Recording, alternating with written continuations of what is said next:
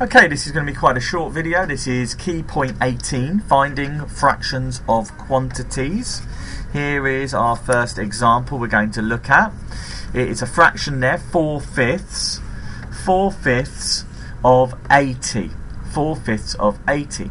Now the way I would do 4/5 of 80 is to remember that this number here, the 5, is a divided by number, and that number there, the 4, is a times by number.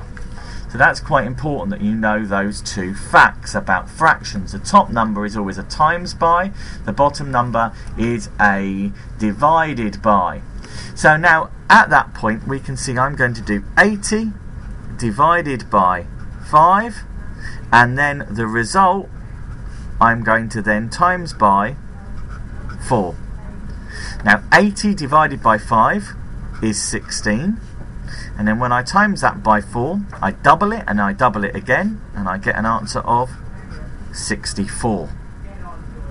So times by the top number and divide by the bottom number. We do the division first because it makes the number smaller and then easier to multiply. Let's look at another question.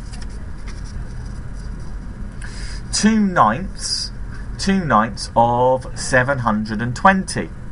So the first thing I have to do there is divide by 9, 720.